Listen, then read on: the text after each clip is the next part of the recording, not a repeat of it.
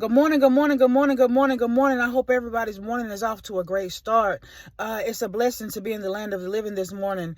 It is a blessing to be amongst the living this morning. It's a blessing that God woke us up this morning and gave us another chance. What is the daily bread for today? Step 3 for obtaining supernatural provision. Monday, I gave you step 1 for how to obtain supernatural provision. Monday, the step was to take what God gave you. Yesterday, the second step was to give thanks and bless what God gave you. Now let's get to the third step. The third step, let's look at what Jesus did. Turn your Bibles with me to John the 6th chapter and the 11th verse. And it reads, Jesus then took the loaves, gave thanks, and distributed to those who were seated as much as they wanted. He did the same with the fish. Who did Jesus distribute this supernatural provision that he had when he had the 2 fish and the 5 loaves of bread? Who did he distribute it to? He distributed it to people who were following him, people who were eager to know about Jesus, people who were eager to know about God, people who were eager to know about the Father of Jesus, who was allowing him and giving him this power to do these wonderful signs and wonders, right? And miracles. So Jesus looked at these people. Now, he took what God gave him. He gave thanks for it.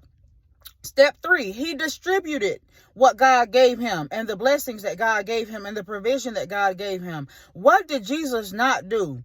Jesus did not take what God gave him and say, oh my goodness, he gonna take this. I know what he getting ready to do with this. He getting ready to give me 2 fish and 5 loaves of bread, but I know he getting ready to stretch it with supernatural provision. So I'm gonna tuck it in my pocket and keep it for myself. That is not what Jesus did.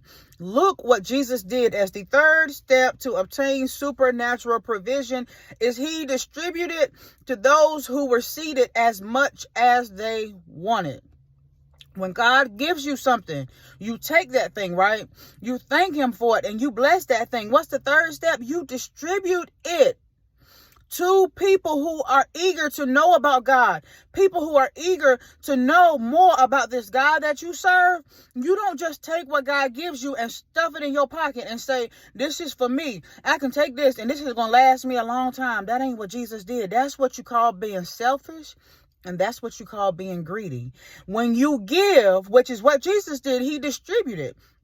When you give what God has blessed you with, when you be thankful and you give thanks for what God has given you, you take what's in your hand, you bless it, and you give thanks for that. Next step, give as God leads you to give.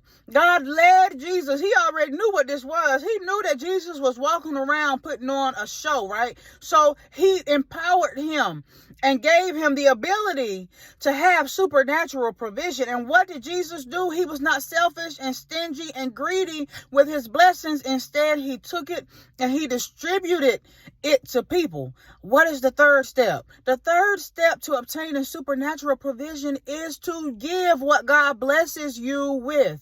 Don't be stingy. Don't be selfish. Don't tuck it in your pocket. Don't go put it in your cabinet and hoard it and sit on it for God knows how long to make yourself comfortable with what God has given you. Because when you hoard and you keep what God gives you, let me tell you what happens. It goes just as fast as it came. You look in your cabinet. I'm going to give you an example. I'm going to give you a experiment. Look in your cabinet. Those of you who are perceiving that you are in lack, go home and look in your cabinet and see what you have in there.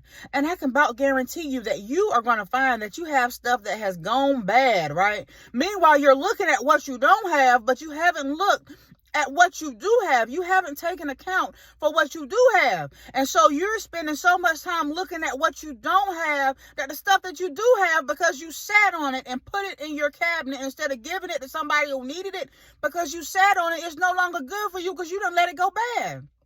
Step 3 for obtaining supernatural provision is to distribute and give what God blesses you with. And when you give, it will be given unto you. So I got a step 4 tomorrow.